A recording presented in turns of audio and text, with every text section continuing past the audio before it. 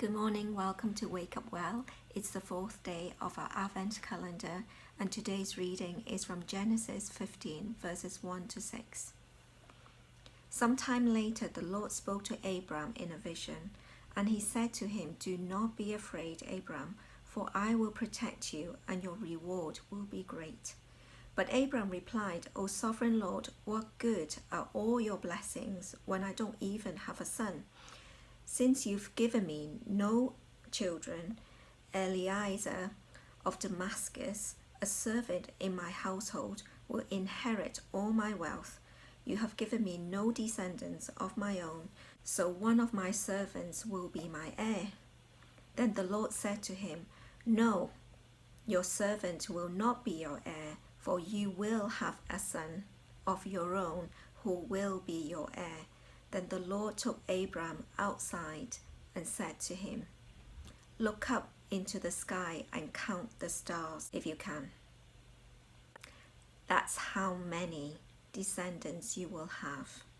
And Abram believed the Lord, and the Lord counted him as righteous because of his faith.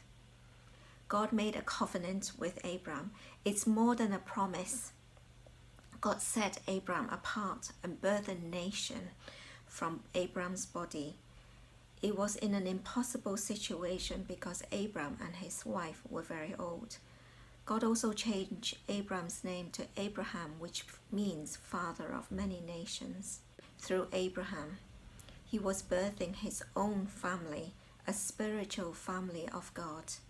Because Jesus is one of Abraham's descendants, if you look at Matthew 1, at the genealogy or ancestry record of Jesus, Abraham was one of Jesus' ancestors. What's more, when we put our faith in and trust in Jesus as our Lord and King, we become children of God, it says in the Bible, and also one of Abraham's descendants. This is how the promise of Abraham having numerous descendants is being fulfilled, as many as the stars, which is impossible to count. And it would be impossible to count the number of Christians who have ever lived alive today, and also those who are yet to come to faith in Jesus. It has taken 25 years for the fulfillment of God's promise to Abraham in having a son, Isaac, and almost 2 millennia before the fulfillment of the birth and coming of Jesus, in which we celebrate Christmas. In verse 6 it says, "Abram believed the Lord, and the Lord counted him as righteous because of his faith." His simple faith and trust and belief made him to be in a right standing with God.